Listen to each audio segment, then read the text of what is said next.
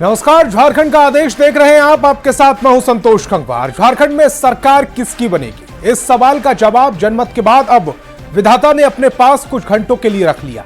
हाल यह है कि बेताबी और बेचैनी अब आंखों में नजर आने लगी। ना कुछ खाते बन रहा है और ना पीते। बस 23 नवंबर के इंतजार में नेताओं के दिन और रातें गुजर रही हैं।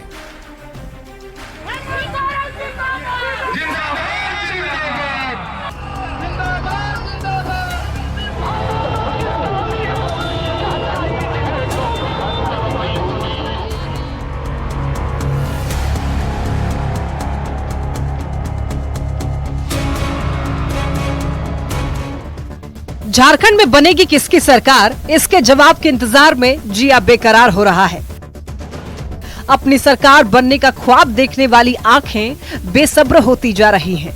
बात एनडीए की करें या फिर इंडिया गठबंधन की, सरकार बनाने के दावे दोनों ओर से किए जा रहे हैं। झारखंड के अंदर जो 2 चरण में मतदान हुआ है, दोनों चरण के मतदान को यदि मैं एनालिसिस करता हूं तो ऐसी स्थिति में भारी बहुमत से भारतीय जनता पार्टी अपने सहयोगियों के साथ जीतने जा रही है। हम लोगों ने भरसक ईमानदारी पूर्वक प्रयास किया है दिखलाने का, लेकिन उसके बावजूद मैं बोल रहा हूं कि हम लोग को एग्जैक्ट पोल पर ज्यादा भरोसा है।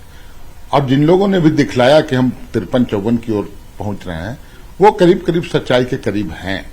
लेकिन एज ए होल हम अपने कार्यकर्ताओं के फीडबैक पर, हमारी अपनी इंटरनल एजेंसी है वो सर्वे करती है, उन तमाम रिपोर्टों के आधार पर ये बोल सकता हूं कि हम लोग कंफर्टेबल मार्जिन, हम 54-55 सीट के साथ वापस सत्ता में आ रहे हैं। अच्छी बात यह है कि 2019 की तुलना में 2024 में वोटिंग परसेंटेज बढ़ा है। इसका आकलन भी दोनों गठबंधनों के दल अपने अपने तरीके से कर रहे हैं। यहाँ तक कि अंतर्मन के आकलन पर पूछे गए सवाल पर भी जवाब डिप्लोमेटिक ही आ रहा है। मतदान एनडीए के पक्ष में किया है जनता ने, क्योंकि वर्तमान सरकार से लोग काफ़ी नाराज थे, क्योंकि यहाँ जो सरकार था लूट खसोट की सरकार बनी हुई थी। सरकार किसकी बनेगी यह तय करेंगे 10-12 सीटें जो बिल्कुल कांटे की फंसी हुई हैं, और फिनिशिंग टच उसमें से 10-12 सीटें ऐसी हैं जो फिनिशिंग टच में जाएंगी, और कुछ सीटें ऐसी भी हैं जहाँ बागी कितना निकालेंगे और किसको हराएंगे किसको जिताएंगे, इस पर भी बहुत निर्भर कर रहा है। सियासत ने अपना काम कर दिया, जनता ने अपना काम कर दिया, अब बारी ईवीएम की है। कुल मिलाकर कहानी यही है कि यही रात अंतिम, यही रात भारी, करवटों में गुजर रही रात हमारी सारी। कैमरामैन अप्पू पाठक के साथ संजय कुमार सिन्हा, न्यूज़ 18 रांची। झारखंड में मतदान के बाद अब सबकी नजरें परिणाम पर टिक गई हैं। वैसे तो परिणाम 23 नवंबर को आने वाला है। अभी से ही राजनीतिक दल के नेताओं से लेकर आम लोग तक हार और जीत का घोड़ा भाग लगाने में जुटे हैं, लेकिन कई ऐसी सीट हैं जहां नतीजे से पहले सियासी घोड़ा गणित उलझा दिख रहा है।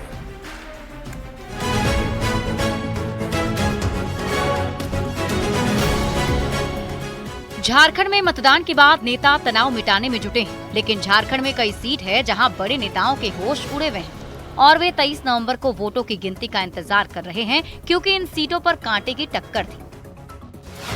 पलामू प्रमंडल में कुछ सीटों की बात करें तो गढ़वा में हैट्रिक लगाने उतरे जेएमएम के मिथिलेश ठाकुर की लड़ाई बीजेपी के सत्येंद्र नाथ तिवारी और सपा के गिरिनाथ सिंह से है। भवनाथपुर सीट पर भानु प्रताप शाही की टक्कर जेएमएम के अनंत प्रताप देव से है। हुसैनाबाद में कमलेश सिंह और संजय सिंह यादव के बीच मुकाबले को बीएसपी से कुशवाहा शिव पूजन मेहता मुकाबले को त्रिकोणीय बना रहे हैं।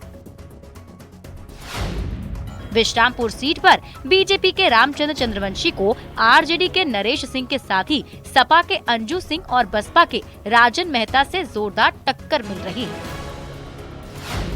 डाल्टनगंज में आलोक चौरसिया और केएन त्रिपाठी के बीच टाइट फाइट है। दक्षिणी छोटा नागपुर प्रमंडल में इस बार रांची सीट पर बीजेपी के सीपी सिंह और जेएमएम की महुआ मांझी के बीच कड़ी टक्कर है। हटिया सीट पर नवीन जायसवाल और अजय नाथ शाहदेव की लड़ाई है, तो लोहरदगा में रामेश्वर उरांव और आजसू की नीरू शांति भगत के बीच सीधा मुकाबला है। सिल्ली सीट पर आजसू के सुदेश महतो की जेएमएम के अमित महतो से सीधी लड़ाई है, लेकिन जेएलकेएम के देवेंद्र नाथ महतो मुकाबले को त्रिकोणीय बना रहे हैं। सिसई सीट पर जिग्गा सुसारन होरो और अरुण उरांव के बीच सीधा मुकाबला है। जबकि तमाड़ में विकास मुंडा और जेडीयू के राजा पीटर के बीच कांटे की टक्कर है।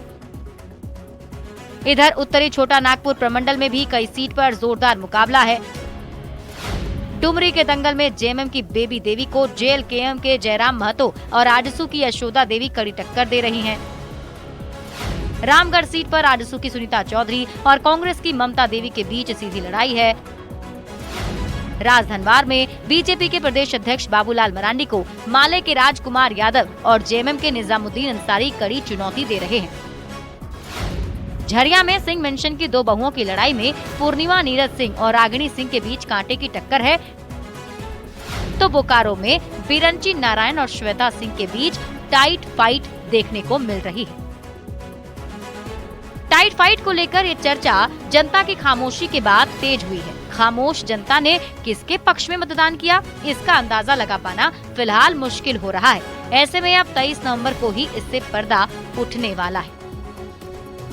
अविनाश कुमार, न्यूज़ 18, रांची। और नतीजों से पहले जेएमएम ने बड़ा दावा कर दिया है। 59 सीट के साथ सत्ता में हेमंत दोबारा का नारा दिया जा रहा है। 11 जिलों में बीजेपी का खाता नहीं खुलेगा, यह भी दावा किया जा रहा है। 2/3 बहुमत के साथ सरकार बनाने का दावा जेएमएम की ओर से किया जा रहा है। सुप्रियो भट्टाचार्य का यह बड़ा दावा है। सीटों का नाम लेकर उन्होंने जीत का दावा किया है। तो नतीजों से पहले अपने दावे, नतीजे से पहले जेएमएम ने यह बड़ा दावा कर दिया। 59 सीट पर जीत की हुंकार भरी है। कहा है कि सत्ता में हेमंत दोबारा आएंगे। 11 जिलों में बीजेपी का खाता नहीं खुलेगा। 2/3 बहुमत के साथ सरकार बनाने का जेएमएम दावा कर रही है। सुप्रियो भट्टाचार्य ने तमाम बड़ी बातें कही हैं। सीटों का नाम लेकर जीत का दावा किया जा रहा है। हमारे 24 जिलों में 11 जिलों में भाजपा और उसके गठबंधन का खाता तक नहीं खुलेगा। ये आंकड़े बताते हैं कि हम 2/3 बहुमत के साथ सरकार बनाने जा रहे हैं। जो नारा को हम लोगों ने दिया था, हेमंत दोबारा, ये ऐसे 59 विधानसभा क्षेत्र है जहां स्पष्टता हम लोग अपनी जीत दर्ज करेंगे। और झारखंड में 2 चरणों में वोटिंग हुई। अब सबकी नजरें 23 नवंबर को आने वाले नतीजों पर टिकी। ऐसे में करीब 1.5 महीने से तूफानी चुनाव प्रचार के बाद नेता भी थक चुके हैं और चुनाव के बाद अपनी अपनी थकान और तनाव को दूर करने में लगे। सीएम हेमंत सोरेन और उनकी पत्नी कल्पना सोरेन ने सबसे ज्यादा रिकॉर्ड जनसभाएं की, जिसके बाद अब उनकी थकान मिटाने में जुटे हुए हैं। अपने घर में चंपी करा रहे हैं। 23 नवंबर की सुबह से इनकी सियासी चहलकदमी फिर तेज होगी।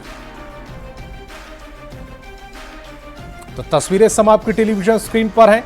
सीएम हेमंत सोरेन और उनकी पत्नी कल्पना सोरेन दोनों इन तस्वीरों में नजर आ रहे हैं और एक दूसरे की चंपी करते हुए भी नजर आ रहे हैं और कल्पना सोरेन अपनी चंपी भी करा रही हैं।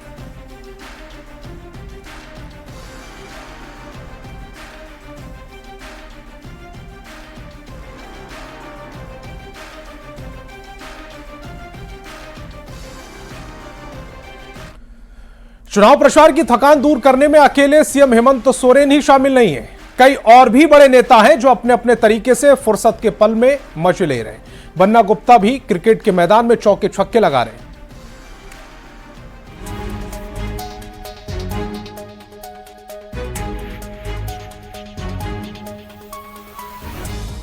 झारखंड में चुनाव का तनाव खत्म हो चुका है। नेताओं का फैसला ईवीएम में बंद है, जो 23 नवंबर को खुलेगा। और इसके पहले किसी की धड़कनें बढ़ी हुई हैं, तो कोई चुनाव परिणाम के तनाव से दूर है, खुद को फिट रखने में लगे हुए हैं।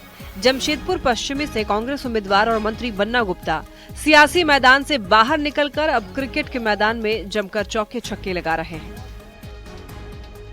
बन्ना गुप्ता जो है अपने कार्यकर्ता समर्थकों के साथ यहाँ पर मैदान में उतरे हुए हैं और जिस तरह अपने विधानसभा क्षेत्र में छक्का लगाते थे, उसी तरह यहाँ पर भी क्रिकेट मैच में भी छक्का लगा रहे हैं। हम सीधे तौर पर बात करेंगे। बन्ना जी, 23 का इंतजार? अरे अभी थोड़ा आनंद लेने दीजिए। क्या हो लगेगा?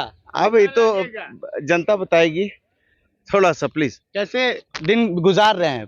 यही तो गुजार रहे हैं, देखिए ना। इधर गोमिया से जेएमएम उम्मीदवार योगेंद्र प्रसाद अपने पालतू कुत्ते के साथ खेलते हुए नजर आए।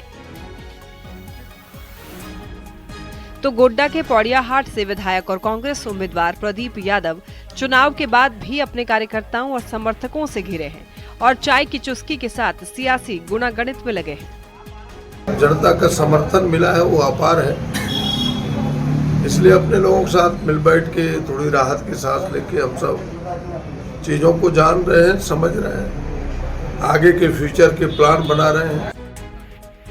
गोड्डा से बीजेपी उम्मीदवार अमित मंडल चुनाव के बाद भी परेशान हैं। अमित मंडल कह रहे हैं चुनाव के बाद भी वो 2 दिन की छुट्टी नहीं बिता पा रहे क्योंकि उनके समर्थक लगातार उन्हें घेरे हुए हैं। बहुत दिनों से अच्छे से रेगुलरली सोना नहीं हुआ था और आज सुबह उठे तो आज मैं बहुत खुशी के साथ 10-11 बजे उठा हूँ। छुट्टी बना नहीं पा रहे हैं और आज भी जो लोग आए तो कल मुझे लगता है कि और कुछ काम फिर से ना आ जाए। तो वोटिंग के बाद कोई मंदिर जा रहा है, कोई अपनों से मिल रहा है, तो कोई खाली समय में अपने खेलकूद के शौक पूरे कर रहा है। फिलहाल सभी को 23 नवंबर का इंतजार है, जब वोटों की गिनती शुरू होने के साथ सियासी हलचल तेज होगी। Bureau report, news 18। तो झारखंड में 2 चरण में वोटिंग खत्म होने के बाद अब सबकी नजरें 23 नवंबर को आने वाले नतीजों पर टिकी हुई। ऐसे में वोट की गिनती को लेकर मुख्य निर्वाचन पदाधिकारी ने बड़ी जानकारी दी है। सुबह 8 बजे से वोटों की गिनती शुरू होगी। पहले पोस्टल बैलेट, फिर 8:30 बजे से ईवीएम की वोटों की गिनती की जाएगी। सुबह करीब 9:30 बजे पहले राउंड का रिजल्ट सबके सामने आ जाएगा। उसके बाद हर 20 से 25 मिनट में रिजल्ट अपडेट होता रहेगा। इंडिया पोल का वोटिंग परसेंटेज 68.95। सभी असेंबली कॉन्स्टिट्यूंसी का स्ट्रांग रूम सील हो गया, स्क्रूटिनी कंप्लीट हो गया। काउंटिंग सुबह 8 बजे शुरू होगा। फर्स्ट पोस्टल बैलेट का काउंटिंग शुरू होगी, फिर उसके बाद 8:30 बजे से हम लोग का ईवीएम काउंटिंग प्रारंभ होगी। आपका वो फर्स्ट रिजल्ट निकालने वाला मतलब राउंड का डिक्लेयर करने के लिए समय लगभग आपका 9:30 बजे लगेगी। इसलिए आपका उसमें आपका एक राउंड करके उसका वेरिफिकेशन करके पहले ईवीएम काउंट किया जाता है, फिर टेबुलेशन कराया जाता है, फिर उसके बाद एनकोर एंट्री कराया जाता है, उसके बाद आपका डिक्लेयर किया जाता है। इसलिए फर्स्ट राउंड का रिजल्ट आपका 9:30 बजे तक रहेगी। इसलिए वो उसके बाद एक राउंड का 20 मिनट्स 30 मिनट्स में फिर एक राउंड का रिजल्ट डिक्लेयर। धनबाद में वर्मा अड्डा कृषि बाजार मतगणना परिसर पहुंचकर बीजेपी उम्मीदवार राज सिन्हा ने अपने टेंट का जायजा लिया। इस दौरान राज सिन्हा ने जीत का दावा करते हुए इरफान अंसारी को आड़े हाथ लिया। राज सिन्हा ने कहा कि सीता सोरेन को लेकर इरफान अंसारी के बयान को जनता भूली नहीं है। और धनबाद में 6 में 6 सीट आएगा। मैया योजना इरफान अंसारी के वक्तव्य को मैया भूली नहीं है और यह भी नहीं भूली है कि 19 में सरकार बनाए और चुनाव के 2 महीना पहले मैया याद आई। रामगढ़ और बड़का गांव विधानसभा क्षेत्र के मतगणना के लिए रामगढ़ कॉलेज को काउंटिंग सेंटर बनाया गया। स्ट्रांग रूम में दोनों विधानसभा क्षेत्र के ईवीएम को 3 लेयर की कड़ी सुरक्षा निगरानी में रखा गया, जबकि पूरे परिसर की निगरानी के लिए 130 सीसीटीवी कैमरे बनाए गए।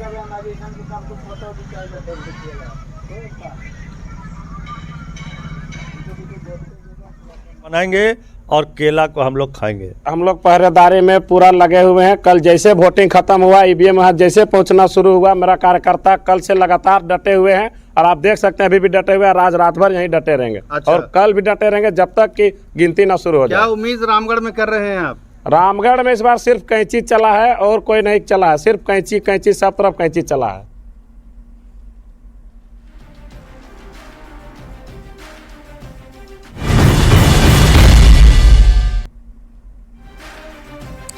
और जामताड़ा के कर्माटांड थाना क्षेत्र के काट बरारी गांव में एक तालाब में डूबने से 2 बच्चों की मौत हो गई। सूचना मिलने पर मौके पर पहुंची टीम ने शव को पोस्टमार्टम के लिए भेज दिया। महिला अपने 2 बच्चों के साथ तालाब में कपड़े धोने गई थी, तभी खेलते खेलते बच्चे तालाब में डूब गए और उनकी मौके पर ही मौत हो गई।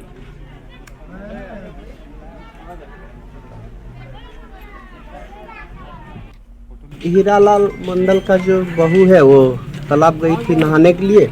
यहाँ बुढ़वा तालाब है कटबरारी का, तो नहा रही थी, अपना धुन में कपड़ा उपड़ा खींच रही थी, तब तक दो बच्चा उनका खेलते खेलते वहाँ गिर गई। और इतना मैंने कपड़ा जब सुखा रही थी या तो धो के सुखा रही थी, तो उसी बीच में मैंने ध्यान नहीं दे पाई। बाकी जब गिर के डेड बॉडी ऊपर आया तब देखा बाकी महिला लोग। और हजारीबाग में सड़क हादसे में हुई युवक की मौत से लोगों में आक्रोश देखने को मिल रहा। गुस्साए लोगों ने प्रतापपुर थाने में जमकर हंगामा किया है, तोड़फोड़ की है और थाने में रखी कुर्सी टेबल को आग के हवाले कर दिया। लोग बोतल में केरोसिन तेल लेकर थाने में किसी बड़ी घटना को अंजाम देने की तैयारी में आए थे।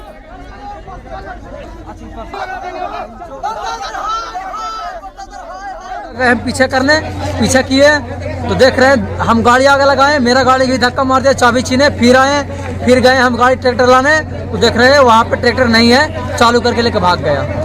इन लोग आ रहा था गाड़ी से, उन लोग आया रॉन्ग साइड में मार दिया, मतलब हमको तो पता नहीं था, रॉन्ग साइड में धक्का मार दिया। हम लोग बस फोन है, हम लोग आए वहाँ पे, तो उन लोग पहले बोला गाड़ी के पकड़ो, गाड़ी के पकड़ने गए, गाड़ी को चाबी छीने, उन लोग के फोटो खींचे, फिर आए वहाँ पे से मेरा भाई। अच्छा, आपका भाई है? मेरा भाई है। और धनबाद के हीरापुर हटिया बाजार के दुल्हन ज्वेलर्स में चोरी का प्रयास किया गया। दुकान की संचालिका ने बताया कि उनकी दुकान में चोरी की यह दूसरी घटना है। संचालिका जब दुकान खोलने पहुंची तो दुकान का शटर टूटा हुआ था और दुकान के अंदर का सामान बिखरा पड़ा था। पुलिस सीसीटीवी फुटेज के आधार पर जांच कर रही, जिसमें दो नकाबपोश अपराधी दिख रहे हैं। तस्वीरें सम आपकी टेलीविजन स्क्रीन पर है।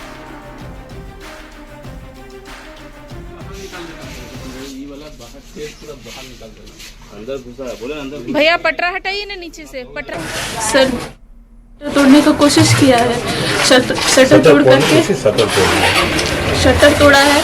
दुकान में सारा कुछ अलमारी वगैरह सब खोलने का ट्राई किया है, कुछ अलमारी खोल भी दिया है। लॉकर तोड़ने का भी ट्राई किया था, लॉकर टूटा नहीं है, तो दोनों लॉकर ऐसे ही सेफ है। बाद बाकी गला में से जो पैसा था वो निकाल के लेकर के गया है। कुछ सामान चांदी वांदी कुछ थोड़ा बहुत था वो सब लेके चला गया। बाद बाकी इमिटेशन था, बाहर जितना भी था सारा इमिटेशन ज्वेलरी था, तो वो सब तो बस देखा है और फेंक करके चला गया है। जानकारी नहीं, मेरा मोहल्ला है, मेरा घर है, पता चला कोई शटर तोड़ रहा था, उसी को देखने आ गए थे। क्या कुछ ले गए यहाँ से? अभी कुछ ले नहीं गए हैं, सुना है कि खाली शटर तोड़ने का कोशिश कर रहे थे। सामान सुरक्षित है। और गढ़वा से बड़ी खबर मिली है। गढ़वा पुलिस को बड़ी सफलता हाथ लगी है। कुख्यात पंकज पासवान समेत 4 अपराधी गिरफ्तार हुए हैं। छत्तीसगढ़, गढ़वा और पलामू से सभी की गिरफ्तारी हुई। 23 अक्टूबर को ग्रामीण बैंक में इन्होंने लूटपाट की थी। लूट के दौरान ताबड़तोड़ फायरिंग की थी। गढ़वा जिले के नगर उटारी थाना क्षेत्र के बिलासपुर गांव के ग्रामीण बैंक में इस घटना को अंजाम दिया गया था और अब 4 अपराधी पकड़ लिए गए हैं। ग्रामीण बैंक में लूटने का प्रयत्न अपराधी कर्मियों के द्वारा किया गया था। लूटपाट के क्रम में फायरिंग की भी घटना घटी थी। इस संदर्भ में नगर उटारी थाना कांड संख्या 219/2024 दर्ज कर अनुसंधान प्रारंभ किया गया था और कांड का उद्भेदन हेतु एक टीम का गठन किया गया था। टेक्निकल एविडेंस और ह्यूमन इनपुट के आधार पर पंकज पासवान गिरोह को चिन्हित किया गया था। और जमशेदपुर पुलिस को फायरिंग मामले में बड़ी सफलता हाथ लगी है। गोलमुरी थाना पुलिस ने HPCSC कोचिंग सेंटर और गोलमुरी बाजार के शर्मा फर्नीचर में हुए फायरिंग मामले का खुलासा कर दिया। इस मामले में पुलिस ने 2 युवकों को हिरासत में लेकर पूछताछ के बाद न्यायिक हिरासत में जेल भेज दिया है। सिटी SP कुमार शिवाशीष मिश्रा ने खुलासा किया है कि नयन सिंह नाम का आपराधिक गिरोह वर्चुअल कॉल से व्यापारियों को डरा धमका रहा है। ये दोनों काफी कुख्यात क्रिमिनल्स हैं। इन दोनों के दिशा निर्देश पे व्हाट्सएप के थ्रू वर्चुअल कॉलिंग करते थे ये लोग। इनको जेल के अंदर से इनसे टच में रहते थे और इनको डायरेक्शंस देते थे कि आपको कहाँ फायरिंग करनी है, किससे रंगदारी मांगनी है। और ये लोग नयन सिंह नाम का एक गैंग बना रहे थे जमशेदपुर में, जो आप लोग भी नाम सुने होंगे। नयन सिंह के नाम से रंगदारी मांगी जाती थी। गढ़वा के दक्षिणी वन क्षेत्र के 5 प्रखंडों में हाथी और भालू के साथ साथ अब बाघ का भी आतंक देखने को मिल रहा है। रमकंडा और भंडरिया के जंगलों में ग्रामीणों ने बाघ देखा, जिसके बाद डर का माहौल बना हुआ है। वन विभाग ने ग्रामीणों को जंगल में नहीं जाने के निर्देश और बाघ को ट्रेस करने में जुट गई है वन विभाग की टीम। फिलहाल गढ़वा दक्षिणी वन प्रमंडल में बाघ का मूवमेंट का कोई सूचना प्राप्त नहीं है। भालू द्वारा अटैक ये कुटकू एवं भंडरिया के वन प्रक्षेत्रों में उसके सटे हुए पहाड़ी इलाकों में विशेष रूप से जो शाम के समय है उसी समय कई अटैक हुआ है। एक तरफ जहां हाथियों का आतंक है तो दूसरी तरफ भालू का आतंक है। अब बाघ की भी एंट्री हो चुकी है। गढ़वा जिले के रमकंडा, भंडरिया और बड़गढ़ क्षेत्र में बाघ को देखा गया है। बाघ ने एक पशु का भी निवाला बनाया है और इसे लेकर वहां के लोग दहशत में हैं। हालांकि वन विभाग इसे लेकर सतर्क है। चंदन कश्यप, न्यूज़ 18 गढ़वा। तो इस बुलेटिन में फिलहाल इतना ही। आप देखते रहिए न्यूज़ 18 बिहार झारखंड।